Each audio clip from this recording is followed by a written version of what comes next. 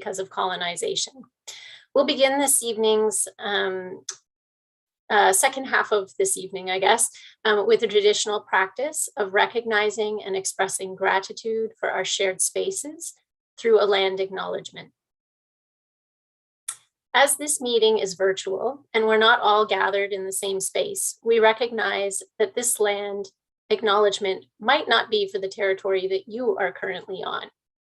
We ask it that if this is the case, you take the responsibility to acknowledge the traditional territory you are on and the current treaty holders.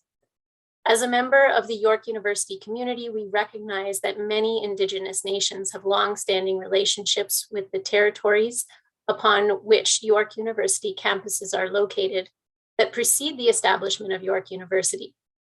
York University acknowledges its presence on the traditional territory of many Indigenous nations. The area known as Tkaronto has been taken care by the Anishinaabeg Nation, the Haudenosaunee Confederacy, and the Huron-Wendat.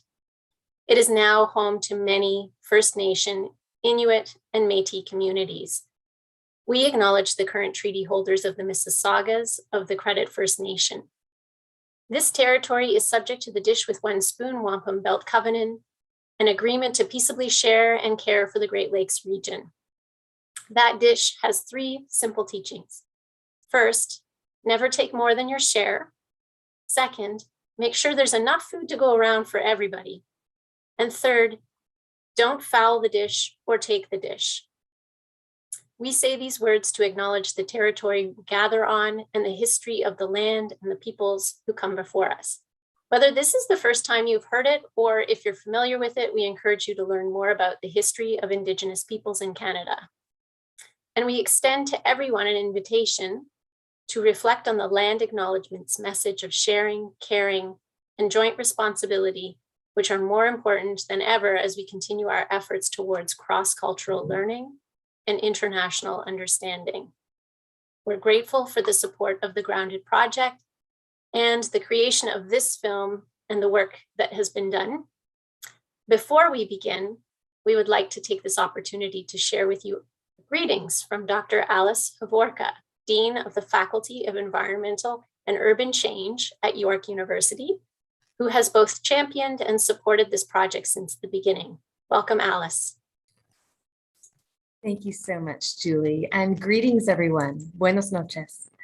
I am honored to be offering welcoming remarks from York University's Faculty of Environmental and Urban Change, which is the academic home of this evening's Director of Honor, Professor Felipe Montoya, and Academic Lead of Honor, Mbukaya Ortiz.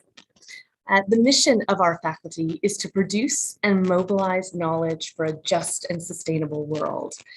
And this mission is on full display in the powerful documentary that we just watched, Buried Seeds.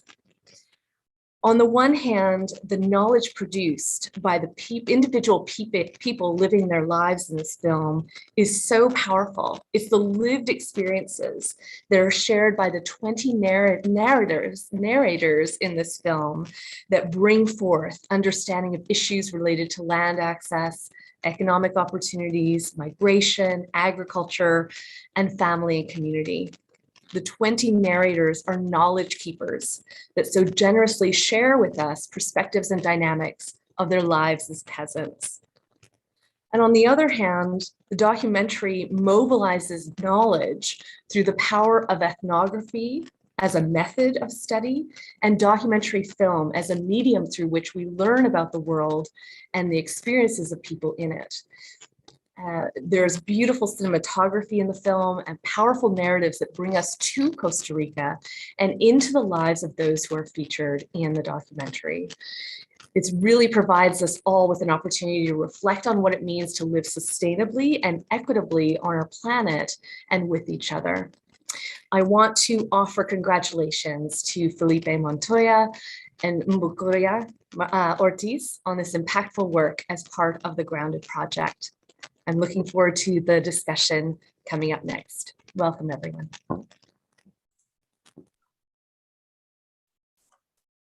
Thank you, Alice. At this time, we would like to direct you, the audience, to the Q&A function at the bottom of your screen. to enter your questions for our panelists, or if you need assistance with Zoom, our team is ready to help you. So please use those functions and let us know you're there. The Grounded project itself was conceived as a way to overcome the challenges presented by the global pandemic, which prevented us from running our regular international programming. And the idea was to provide international experiential education through the Las Nubes program while maintaining the connections with our Costa Rican partners. To learn more about the Grounded project, you can visit our Grounded project website, and we can put the link in the chat for you. Okay, so having just finished screening the premiere of Buried Seeds, we are eager to hear from our 4 panelists and to hear your thoughts and questions as well. I have the privilege of introducing our panelists for this evening and helping to facilitate this conversation. Our first panelist is Professor Craig Hetherington, Associate Professor in the Sociology and Anthropology Department in the Faculty of Arts and Science and Director of the Concordia Ethnography Lab at Concordia University. Dr. Craig is a political anthropologist specializing in environment, infrastructure, and bureaucratic state. His long-term ethnographic work in Paraguay chronicles how small farmers caught in a sweeping agrarian transition have experienced that country's halting transition to democracy, showing how activists create new ways of thinking and practicing government. His first book, Guerrilla Auditors, is an ethnography of land struggles in Paraguay and of how rural thinking about property and information come into conflict with bureaucratic reform. More recently, his book, The Government of Beans, tells the story of the rise and fall of a progressive government experiment in environmental regulation that attempted to change the relationship between government, plants, people, and territory. This publication has been awarded the Book Prize in Critical Anthropology from the Association of Political and Legal Anthropology and the Julian Stewart Award from the Environment and Anthropology Society. Welcome, Craig. Our second panelist is Burukuja Marcela Ortiz Imlach, and I think at this point, I would like to, if it's okay, refer to you as Marcela. And I'm very grateful to have been able to work with Marcela on this project. Marcela is a PhD candidate in the Faculty of Environmental and Urban Change at York University. Born in Chile and raised in Argentina by exiled Paraguayan parents, she's the granddaughter of indigenous peasants and European migrant farmers. She developed an artistic career in Buenos Aires, where she also studied biology at the University of Natural Sciences in Buenos Aires, later moving to Toronto to pursue her master's at York University in the Faculty of Environmental and Urban Change. Her research interests are alternative anti-capitalist initiatives rooted in notions of sustainable development, as well as campesino and indigenous understandings of nature and well-being. And finally, Dr. Felipe Montoya will be our third panelist, the director for the Las Nubes project, chair of Neotropical Conservation, and professor in the Faculty of Environmental and Urban Change at York University. He is also the director of this film, Buried Seeds. And Felipe received his PhD in cultural anthropology from the University of New Mexico, his master's in tropical plant ecology from the Universidad de Costa Rica, and his bachelor in biology from the University of New Mexico. For 20 years, and prior to joining York, Felipe worked in the field of community development and environmental conservation in the neotropics, principally in Costa Rica. His documentary with the Grounded Project, More Than Migrants, was a finalist in the Toronto Independent Film Festival, SIFT, in August 2021, and he is currently producing the third episode in this series in the Bronca region of Costa Rica. So I'm so delighted to have been able to introduce our panelists. And now what I'd like to do is start with the first question. And basically ask our first panelist, if you wouldn't mind, Craig, given your experience and background, would you mind just sharing with us your reflections from what you saw in the film and what your initial reactions are based on your work and what the film means to you as a researcher in this area? You can take about 10 minutes for this. Sure, I'd be happy to. I mean, first of all, thank you so much for the invitation, both to the Grounded Project and to Felipe and Marcela for the opportunity to see this and to experience such a beautiful film all around. It's really a great experience. So thank you for that. As I think Julie Hard just alluded to, I've spent most of my time working in a country that's pretty far from Costa Rica, in Paraguay. But there's some really interesting comparisons and contrasts to make between those two situations. So my comments on the film are going to kind of weave through those comparisons as we go. They also come from, I guess, a contrast in the way that I do my research, which is much more focused on the kind of political and economic situation in which these things take place. And so I think there's a nice conversation to be had there between these really intimate individual portraits of lives lived and the kinds of conditions under which those lives happen or don't happen, as the case may be. So one of the things that I think this film really does beautifully is to give a sense of the kind of diversity of campesino experience and the diversity of campesino narratives, which is something you don't often see on film. There's a way in which lives like these tend to be reduced to a singular portrait. And I love the way that this film gives space to these personal stories to really flourish. And I found, strangely enough, the first time I watched it a couple of days ago, my first reaction was, wow, these people could be folks I have met in rural Paraguay, which, as I said, is a country that's really, really far away from Costa Rica. But I think that kind of confluence really points to the fact that this kind of experience or this kind of identity that's being portrayed here is actually quite a large regional phenomenon, right? There are a lot of connections between these different countries that lead people to see themselves and experience the world and present themselves or be represented in ways that are quite familiar between those. So whether it's this kind of love of nature, the love of, or the expression of pride in hard work, of autonomy, distrust of government, but also a close kind of companionship with government in an ironic sort of way, are all things that I could recognize there. This notion of pride and this almost defiance of caricatures against campesino identity, which we see expressed right at the beginning of the film, very familiar. And the idea that being campesino is a kind of national service or a service to humanity, is something that's all wrapped up in this.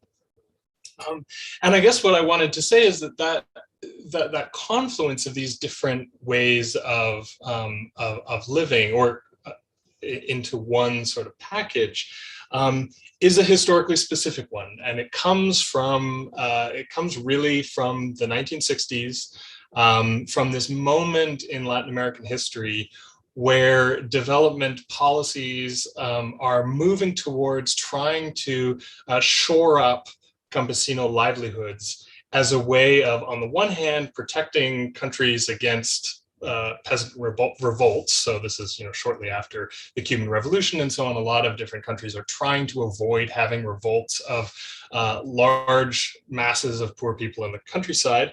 And on the other hand, trying to find ways to make their export economies, their agrarian export economies, more productive. And so a lot of countries join together in these alliances, often headed by the United States, start land reform policies that are all about trying to foster precisely this kind of livelihood, this kind of small farm, autonomous family livelihood that feeds into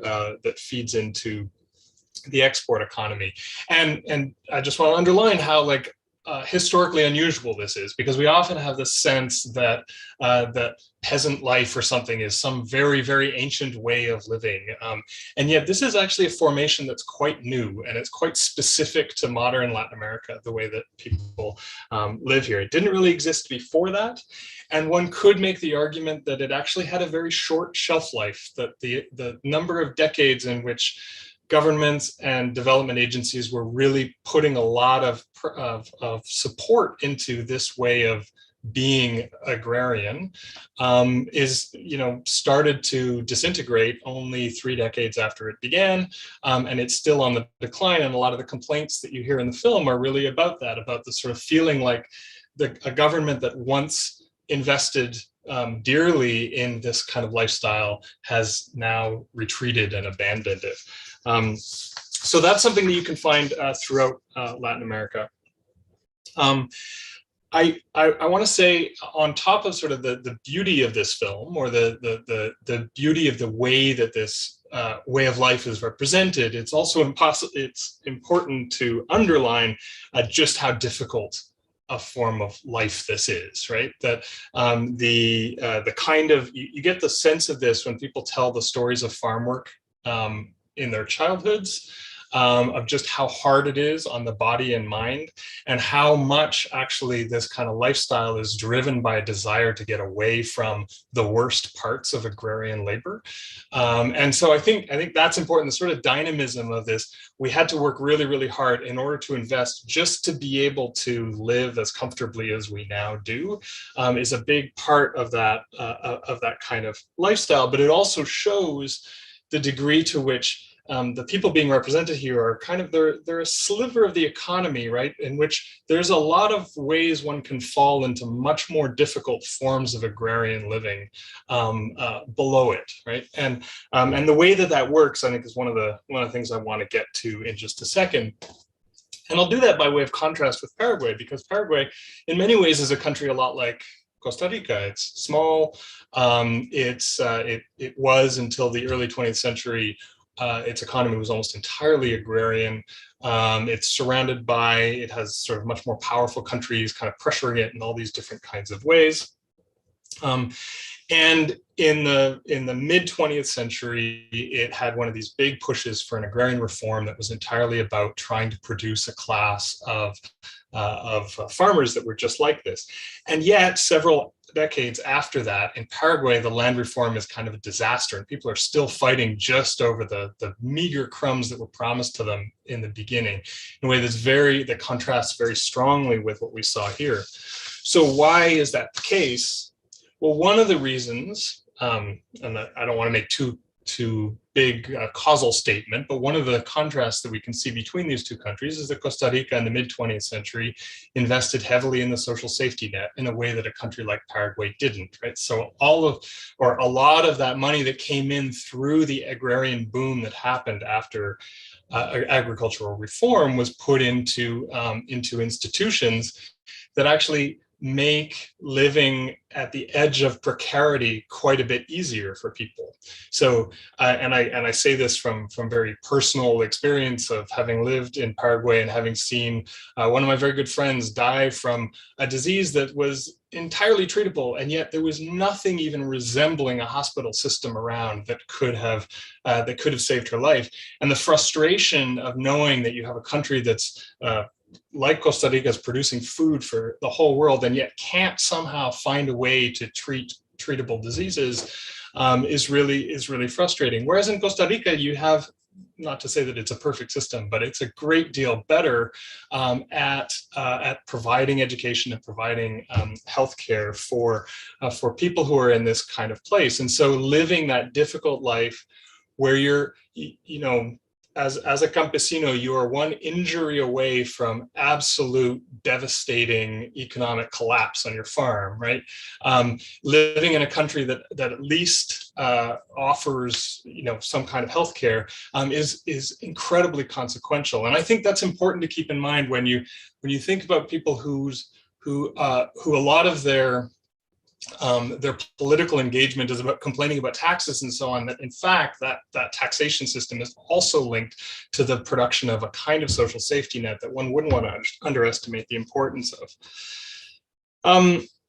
So all of this to say, and the other thing I wanted to say as a contrast is that Costa Rica has this funny inversion of the Paraguayan situation, where in Costa Rica, cheap agrarian labor is generally coming from the neighboring countries, right? And so you have this flow of migrants who come primarily from Nicaragua, a little bit also from Panama, who are the ones who are really having a hard go of it within Costa Rican agriculture.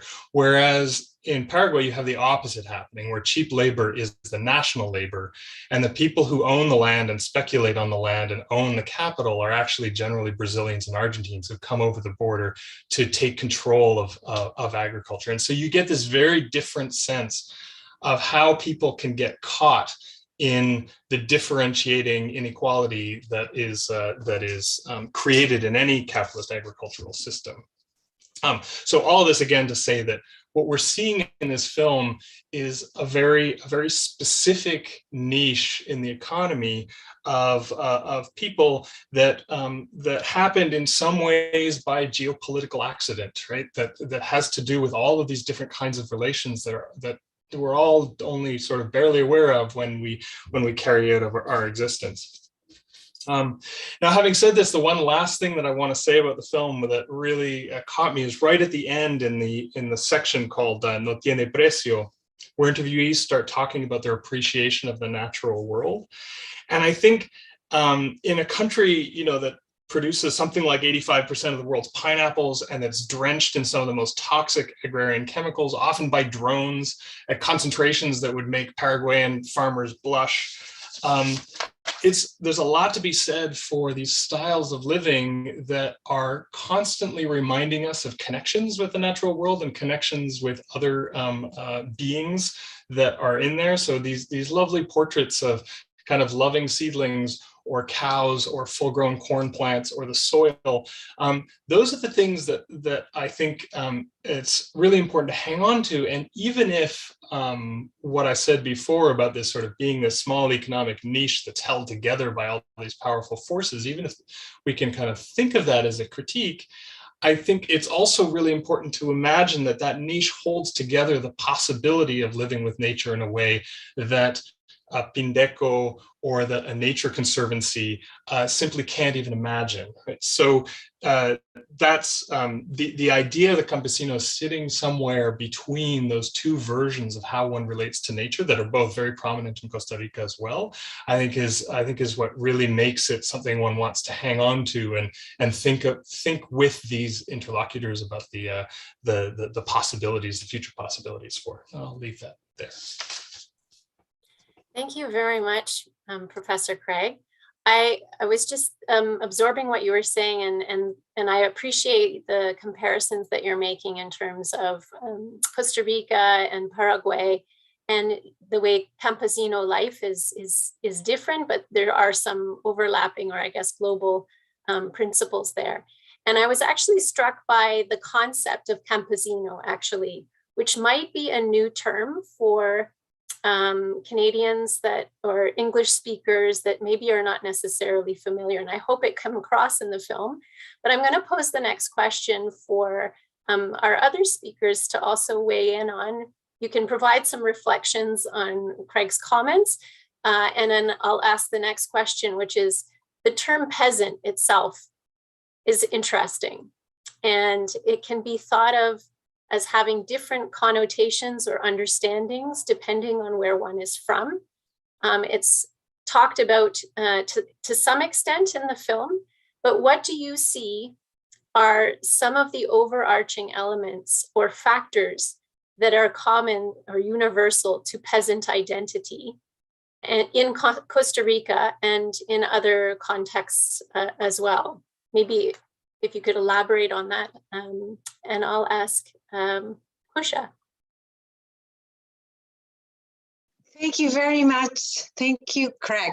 That was great. Thank you very, very, very much. I am really, I think that I totally agree with Craig's and many of the points he made, especially in relationship to the possibilities of being well in other countries of the world, and how that is something that for those who maybe don't have access to what a campesino means, has a lot of consequences, because maybe some people from Canada, some students can see these portraits and think that this is the reality of the campesino. And I think Craig wants to make that point very clear. And I join him on that.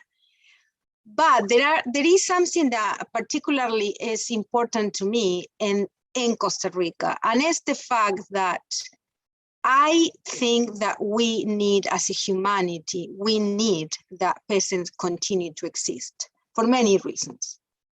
And after saying that, then my hope about that, in particular in Costa Rica, has to do with this country that has a kind of long evolution and social welfare. Even now we are living in a very different moment, but still those decades work as a kind of caution. And we can see that with the social and labor relations of these peasants. We can see that is clear there. They have the ability to hire migrants. They have some situations that are particular to these people. So the second point is, given that the entire narrative on sustainability in Costa Rica is also a strong one, so we think that maybe a transition to sustainable farming is also possible in Costa Rica. So I think that beside the fact that talking with Costa Rican people and peasants is kind of an honor, because you have the chance to learn a lot. You feel that you are talking with professionals who know what they do, who know what they want, who know what are the particular problems that the market is imposing to them, that they identify what kind of help they need. And I think that that's something that, at least personally, it gives me the chance to continue dreaming that peasants are possible in the world, that we can continue living with that. And with the next point, I promise I stopped talking, is that there is a relationship between the narratives of these campesinos with an entire new emerging alternative model of development. And even though those alternatives are being silenced and they have a lot of issues in the countries where were created, like Peru or Ecuador, but they still exist, and people are trying to push forward with that. So still, I believe that we need to go in that direction to support them. So thank you. Felipe, did you want to react to the dialogue so far? Sure. Thank you, Julie. Thank you, Craig, for your great reaction to the film. Thank you, Marcela. A couple of terms or of things that I see that you both coincide in. I love the term or the description you gave, Craig, of these campesinos as being between Pindeco and the Nature Conservancy. Pindeco being, for those of you in the audience, Pindeco being a Dole transnational corporation that has expanded pineapple plantations in Costa Rica, north and south, and it's been accused of eroding the soil, of contaminating the water, and Costa Rica has now become #1 pineapple exporter of the world. And yes, Craig, Costa Rica is also probably in the top 10, if not the top 5 of agrochemical and pesticide use per hectare. We're an incredible consumer of pesticides, which contradicts a lot with the vision many people have of Costa Rica. And on the other hand, you have Nature Conservancy and national parks, and this idea of protecting nature.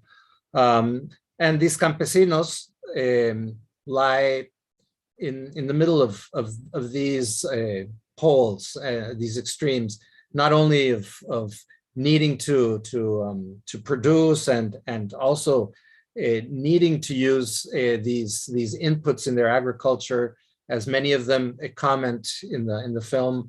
The inputs are really expensive. These inputs are actually pesticides, fertilizers, these kinds of elements that they use in their agriculture, and they are, yes, of course, they are product of, as you mentioned, the 1960s, the Green Revolution, this attempt at producing more for the market. And they are, many of them are either make it or don't make it in this context of producing for the market. So we have some of these campesinos being able to produce and fit into the system of the marketplace. Marvin, he was able to create a farm, a 20-hectare farm, diversify, grow sugarcane, grow coffee. And then you have other peasants like Elias, who no longer has land and is forced to go work in Pindeco as a rural laborer. Yet both of these extremes, they both harbor this sense of pride in being a campesino. And as Marcela mentions, this position of wanting to produce, loving nature, wanting to be able to contribute to food sovereignty is an alternative to development. So to the actual model of development. So internationally, we have a social movement, La Via Campesina, which is probably one of the largest social movements in the world, that subscribes to the identity of peasant, of campesino. And as you asked, Julie, this is every locality has a different understanding of what it means to produce on the land. What is a small scale farmer, or what goes beyond being a peasant or a small farmer. And campesino is a common term in a lot of Latin America. It became a political identity after the Mexican Revolution, where campesinos became, they were a force in the early 1900s. So there's different ways of understanding what it means to be a peasant. In this case, we have 20 people with different life experiences. Some never want to go back to the land because of the hardships of peasant life, but a lot of them are proud of this way of living and of the possibilities of continuing to be campesinos. Thank you. We have, I'm going to go to the questions now from our audience. The first question relates to whether or not one of the hosts or our panelists would be able to elaborate on the theme of neoliberalism, free trade, the IMF, World Bank, and the way that this relates to the disenfranchisement of the peasants from their government, as evidenced in even the level of absenteeism in elections. Who would like to take a first stab at this question? Well, I could say a word, and it'll be more general than what Felipe or Marcela can fill in afterwards. But when I talked about this idea that the kind of lifestyle we're talking about here under the guise of the word campesino is really a product of the mid 20th century, it's partially because it came with a whole bunch of government support, and it came with a notion of the welfare state of one form or another. And so when we talk about it now being under threat, or really having been eroded over the last 30 years or so, what we're talking about is neoliberalism, is about that on the one hand, freeing up markets. So controlling markets to a certain extent is necessary in order to make the prices of these commodities work for a small producer, right? That's one of the things that the people in this film talk a lot about. But then also being able to have the kind of services that are going to meet these people, rather than taking them all away and allowing the market to run its course on the land, which is just a killer for this kind of lifestyle, which doesn't have the resilience necessary. Any given farm is not going to really be able to kind of make it on its own. It has to be a collective effort. And this is also one of the reasons that so much of the kind of campesino politics, and you can see this in some of the imagery in the film as well, is really nationalist in scope. This goes right back to the Mexican Revolution as well, right? The idea that this becomes a national project. It's in the interest of the nation to support the campesinado, who then support the nation through the production of food and other things. That whole kind of idea, which is very 20th century, is precisely what neoliberalism attacks, and it does it on all different fronts. But that's a general statement about it.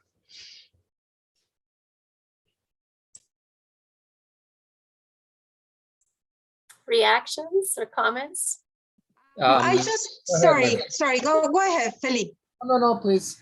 No, I was thinking about fair trade, because many times I hear about fair trade as a kind of hope for helping peasants. I don't have in my hands now, but there is a work from Babin that was made a couple of years ago in Costa Rica, where he analyzes what kind of initiatives were the government developing for peasants. Among them, it was fair trade.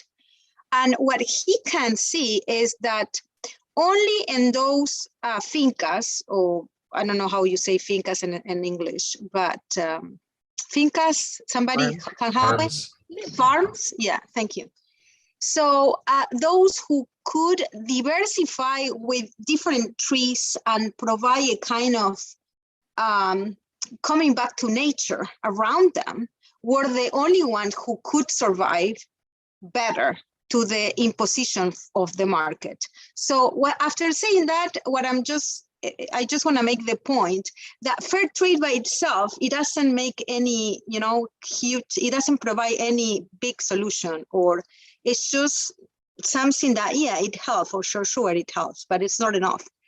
And the second point is that the other big contradiction from Costa Rica government is that they all the time use in their narratives and the ones that circulate media, newspaper, etc., that they are pursuing sustainability. But the point is that what they promote is to get into the market under the condition of the market, and in order for the small coffee producers to survive, they have to hyper pollute the land. So this is an entire cycle that ended up producing more pollution. So the market, entering the market, is entering a market also that is unfair. So it's like pushing, as we say in Spanish, hacia la boca del lobo, to the mouth of the wolf, to be eaten by the market condition, right? So yeah, if I might add to that, as Craig mentions, the last 30 years have been a push for neoliberal economic policies all over the world, and in Costa Rica, of course, as well. Opening the markets so that small local farmers or peasants compete with international corporations. That's very well put by Marvin. Who's going to put on gloves and fight Mike Tyson? Any of us? It's a losing battle. Yet that was the proposal that, yeah, sure, we could compete. Campesinos could compete in the global markets.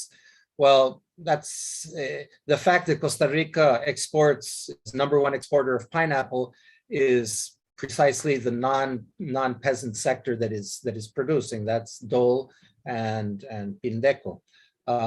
So sure, we can compete as a country, but small farmers are at the losing end of that battle. As another campesino mentioned, governments come and go, and they promise peasants improved conditions, whatever, and it's always the same story. Costa Rica is beholden to the global markets and to the IMF and the World Bank and the World Trade Organization. These are and our free trade agreements with the US and other countries. This whole global and hegemonic ideology is what pushes our, the global economy and food production. Now, as Marcela mentioned, this model of development, or this model of food production, the whole development package or the concept of development is coming up to global problems, environmental problems of climate change. And these are things that need to be discussed. And I think these campesinos, while they don't say it explicitly, see that their form of production, small scale, diversified, for local consumption, may be once again an option that flies in the face of agro-industrial food production. So they produce their food for their families, for local communities. And in this pandemic, we've also seen how local production has actually been quite resilient, and local communities buying among themselves.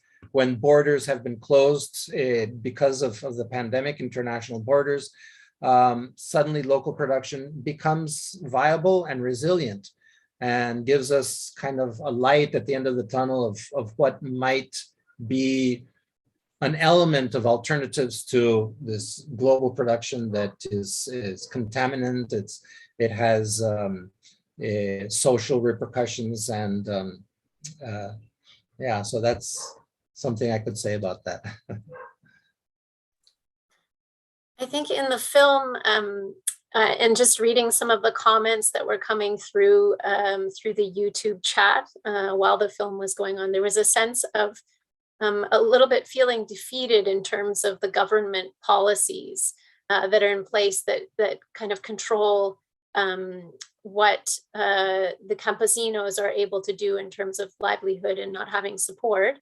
And so we have a question that comes from Costa Rica as more of a request and a call to action in terms of what can people do, or what changes do you see in the government policy that would benefit campesinos in Costa Rica, and things that could maybe be tangibly looked at to improve the conditions for them.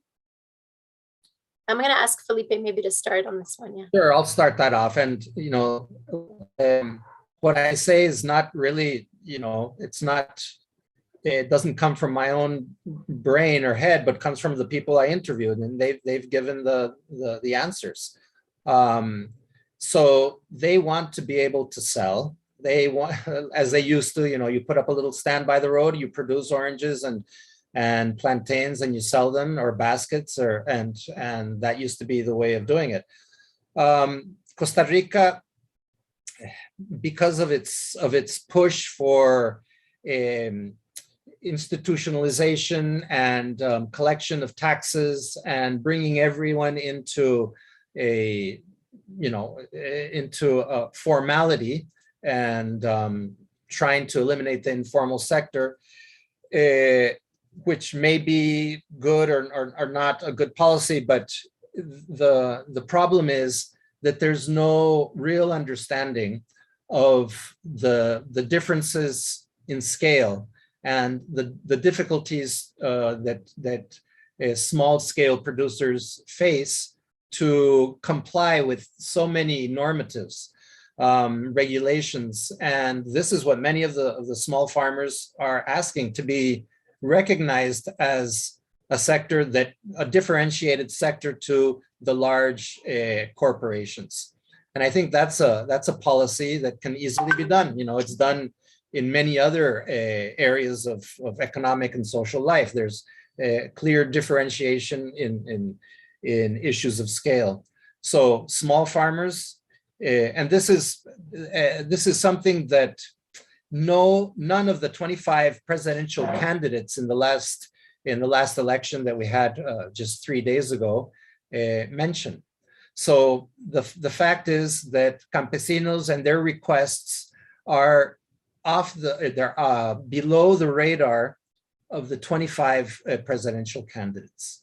So I think that the fact that some of these things are stated so clearly by the people we interviewed is something that needs to reach candidates, needs to reach the Legislative Assembly. And this film, however humble it might be, and it's just 20 people talking, still I think can speak to policies that might be worthwhile considering. Of course, the problem lies in the fact that campesinos and their production may well provide food sovereignty and food, but are not powerful economic subjects. And so spending time in the Legislative Assembly to make laws to favor them is not in the government's interest, because it's not an economic population that's worthwhile considering. The same thing with indigenous people, small peasant farmers. Of course, if you're a large corporation, you have a lobbying power and you can do things to support your objectives. Great. Did Professor Craig or Pooja, do you have anything to add or any comments or thoughts on that?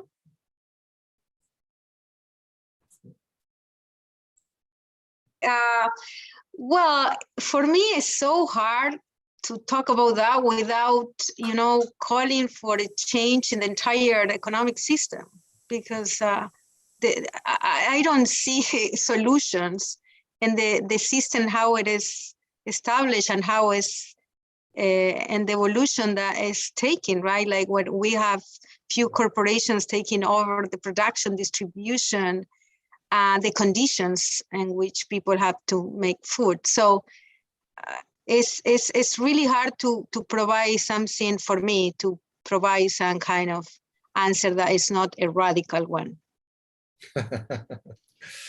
That's why we have you, we like the radical, Pooja.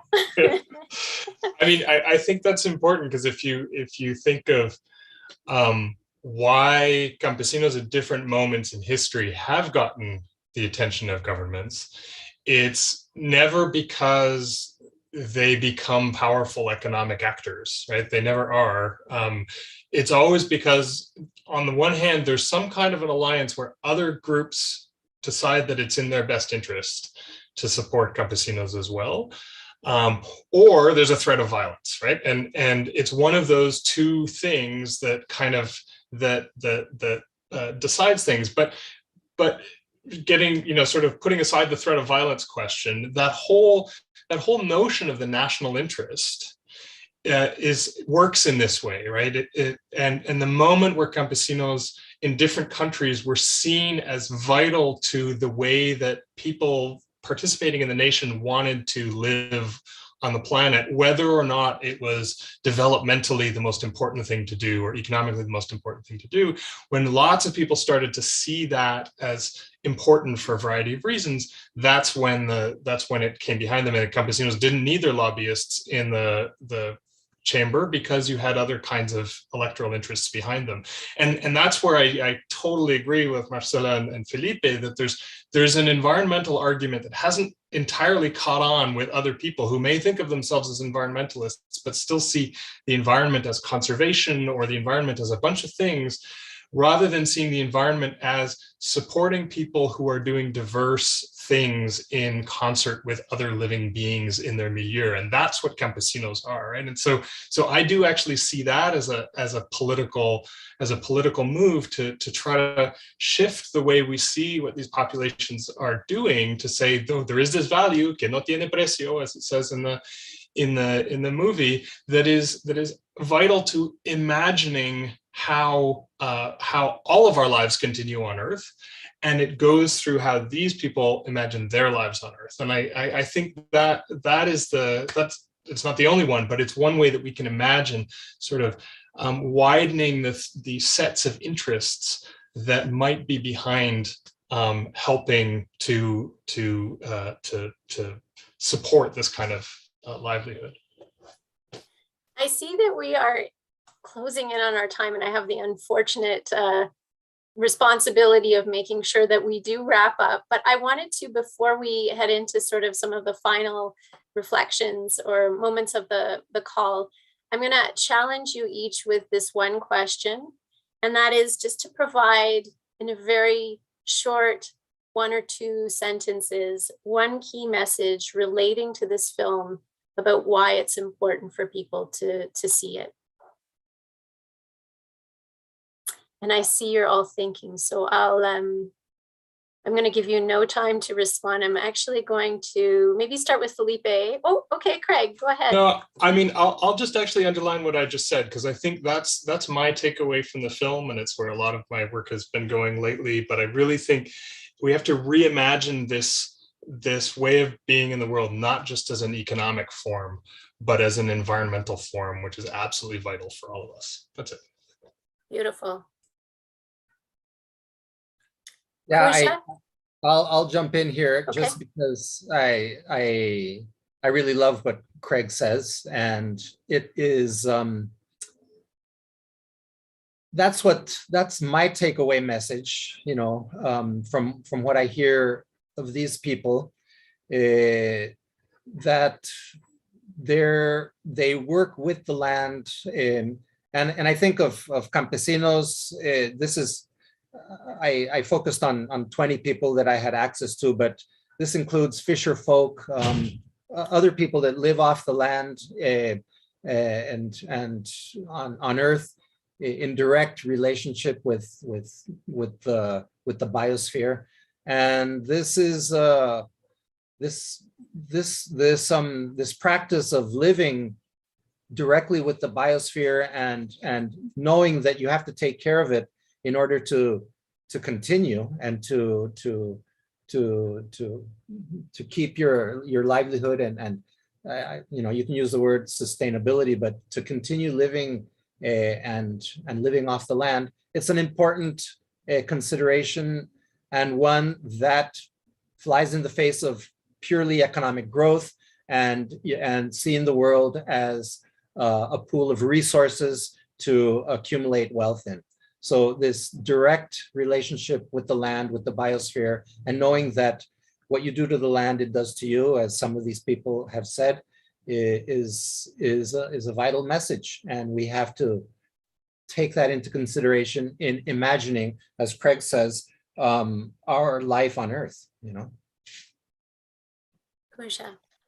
Well, I am wondering, what are the values that we think we need to adopt in order to change the way we are living in the cities? That's one of the questions that I would like to share with my students. Thank you. Thank you, everyone, for this beautiful film and this evening tonight. As we're coming to the final moments of the webinar, I just wanted to know if maybe Dr. Montoya, would you like to just tell us what's coming next with the Grounded project?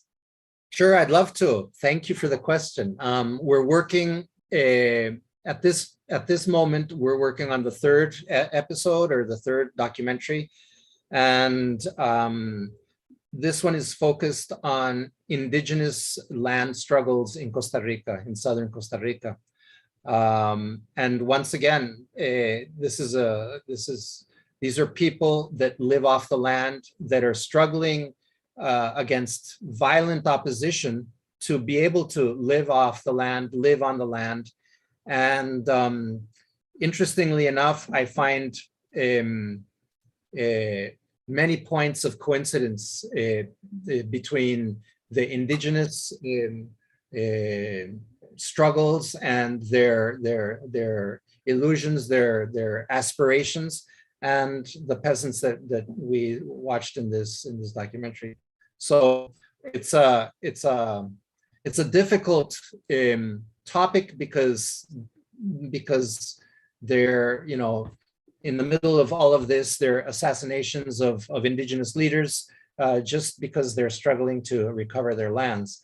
But it does point to how important these struggles are, and how poignant these oppositions of capital interests versus people of the land are coming to the fore. Great. And if our viewers are interested, we have a website and all of our updates will be coming to that, and we'll be able to share that with you as well. So we'd like to take this opportunity to thank everyone this evening for their time and interest in this really important topic. Thank you to our guest panelists, Professor Craig Hetherington, Mkuja, Marcela, and Felipe Montoya, to our wonderful partners who helped us with the Spanish translation as interpreters from University Técnico Nacional, Gerardo Matamoros, who's also the coordinator of our globally networked learning component of the Grounded project, and Isabella Sepulveda Aguiar, a faculty member from the English as a Foreign Language program, for providing their services so that we can all share in this conversation. And thank you to all our program partners, including Universidad Técnico Nacional in Costa Rica, York University Libraries, York International, the Faculty of Health, Faculty of Environment and Urban Studies, and everyone who worked so hard to bring this event to life. Finally, we thank you, our guests this evening, for your attention, and we wish you all a wonderful evening.